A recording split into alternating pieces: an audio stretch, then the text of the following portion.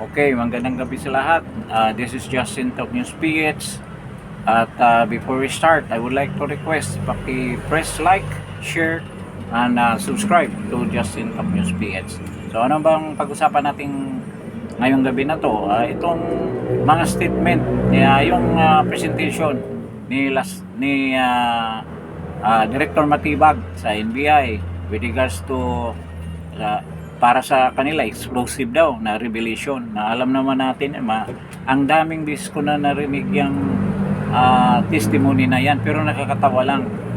uh, Parang si Matibag ay hindi abogado sa pangyayaring ito, kasi pinipresenta nila yung lumang-lumang na kapanahonan pa ni Dilema na si Las Cañas, na sinasabi na self-confessed gunman yan, na siya daw ay member ng DDS, na inutosan siya ng Presidente Duterte during the time of Dilema ng investigation niya dyan sa DDS, Davao Death Squad. Lumabas na yan. Sila ni Matubato, iba naman yung kay Matubato, iba naman itong kay Las Cañas. Sinabi niya, kausap niya si BP Inday Sara, na inutusan daw sila na itapon, kidnapin na lang yung mga drug pusher, mga drug lord, yung mga drug user, itapon doon sa sa ano ba yun? Ilog ba yun? Ilog ba yung pagtapunan? Doon daw, sa quarry pala, doon daw itapon yung mga na yan, mga drug pusher na yan. Yan daw ang utos sa kanila, nandoon daw siya inutosan. At pati si Senator Bato, may pa siya, may narration pa na inutos daw sa kanila na ipatupad yung tukhang na talagang daliin yung mga daliin yung mga drug pusher, drug lord dyan sa Davao. At yun nga, sinama nila yung nag-utos ng personal sa kanila si BP Inday Sara. Di ba matagal na kapanahon ng pangalan ng Dilema yung affidavit na yan. Ngayon, nakakatawa. Bakit? Ang pinipresenta ni Luistro, yung affidavit na walang notaryo. Walang notaryo. At walang pirma ni Las Cañas.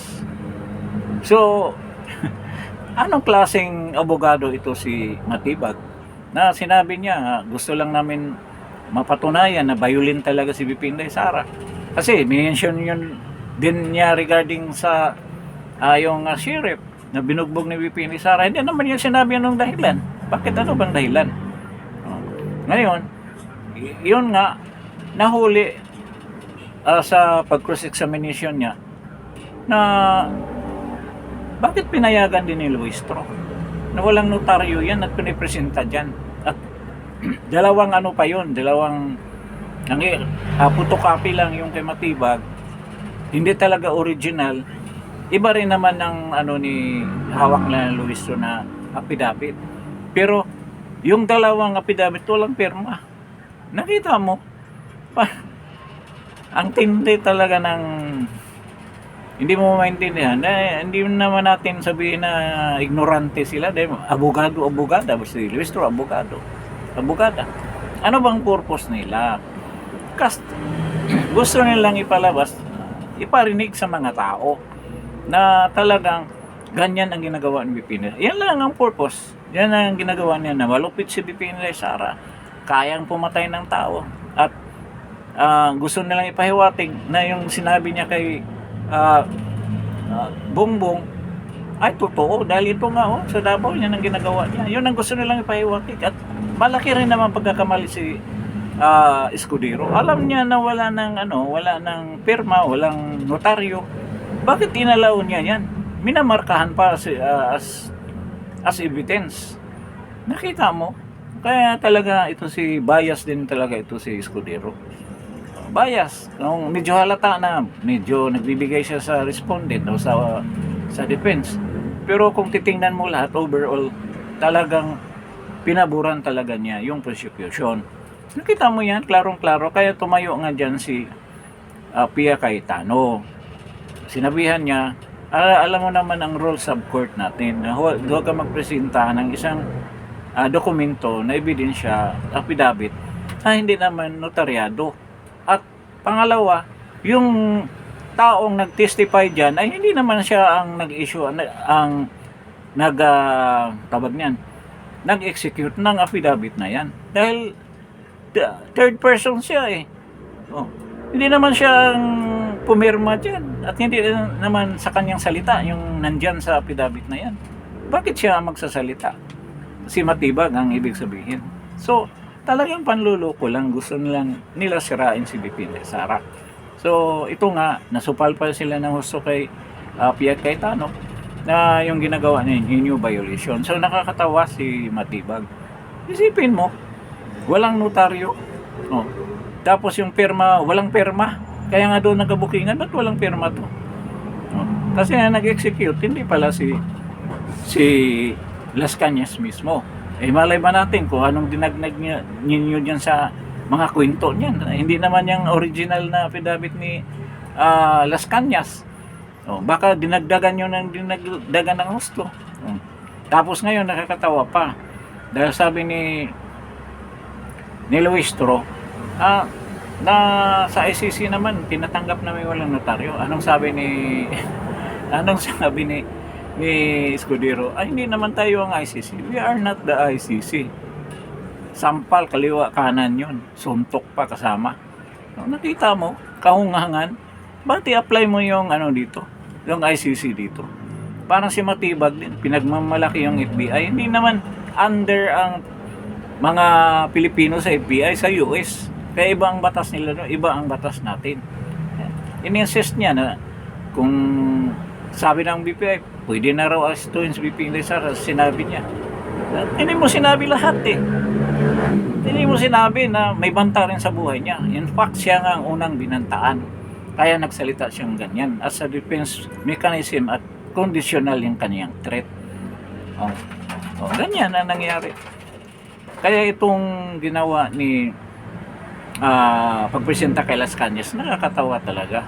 Maraming sinabi na ganyan daw, pinatay ito, ganyan, inutosan ng Pilipinas. Paano nga yan? Scrap of paper lang yan. Walang halaga yan dahil wala namang notaryo. Ang taong mismong nag-execute niyan ay wala naman dyan. Meron mga exception, pero dapat kung isusulat man ni Matibag yun, may witness ka na nasa harap mo si Las Cañas. Diba?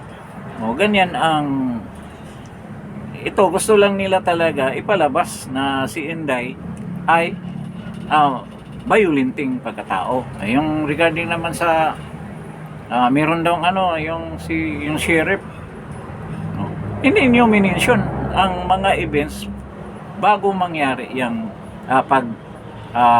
pag-upak niya diyan sa walang hiyari naman na na sheriff na kinausap na nga ni VP Sara na i-hold muna yung demolition para hindi magkagulo yung mga tao.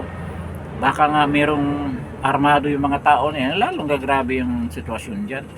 Huwag mo nang i-demolish, hintayin nyo muna ako dahil kakausapin ko yung mga papaalisin yung mga residente dyan. Ay hindi, sinunod talaga ang kayabangan niya. Nagkagulo na. Simula na yung batuhan pagdating ni VP Sara. Nakita ng mga tao na binugbog niya, sinapak niya yung sheriff, kumalma lahat. Kaya nagkaroon ng settlement. At kung tutuusin, may pa yun, may palugit pa na 30 days.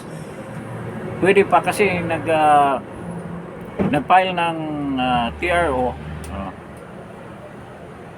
hindi TRO, nag-motion sila na bibigyan pa sila ng palugit sa korte na hindi naman in-honor ng sheriff na yan.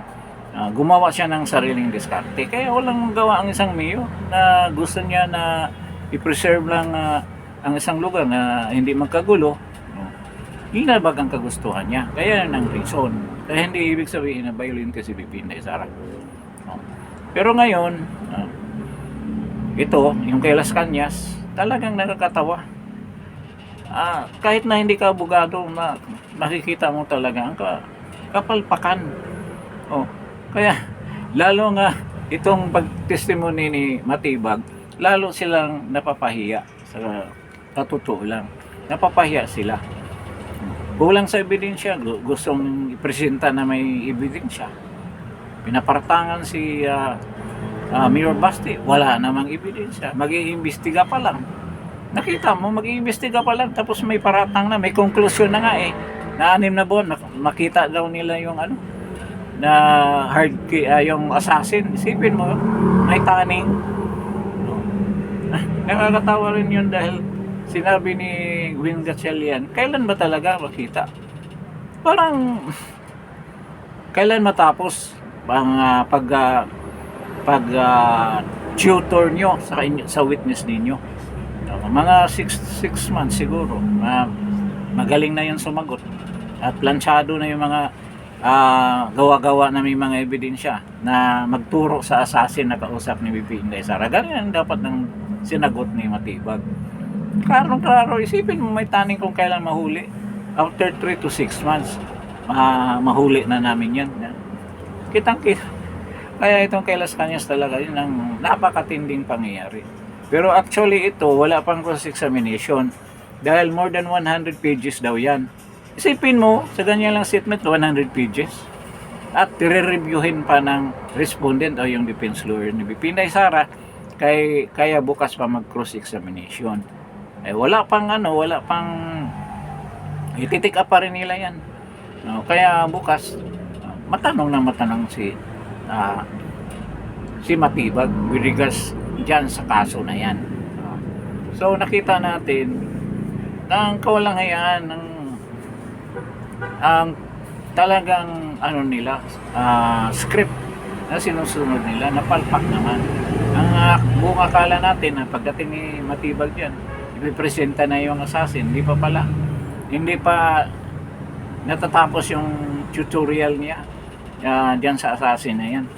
Ituturo, ayusin nila pagplansya yan na hindi mabubuking. So magtataka ka, 6 na buwan, so ibig sabihin December, January lalabas na yan. Ano kayang meron sa December 2028, 2027? Delikado na sila, malapit ng eleksyon.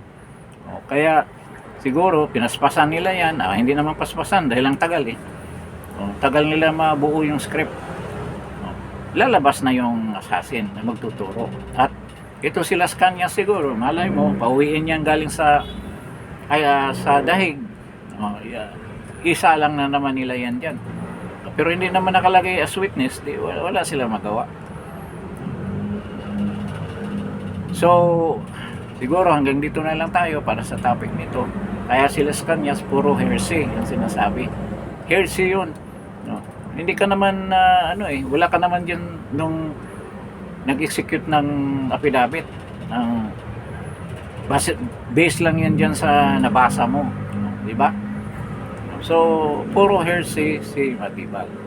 So, hanggang dito na lang tayo sa episode na to. So, maraming salamat sa pagdalo ninyo dito sa Justin Talk News PH.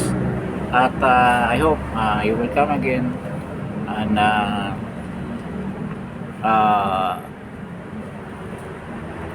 try to magbigay kayo ng comments if you like, para masagot naman natin yung mga comments ninyo. Then, try to share this video to your friends and of course, subscribe to Justin Talk News page. So maraming salamat sa inyo at good evening. Salamat po.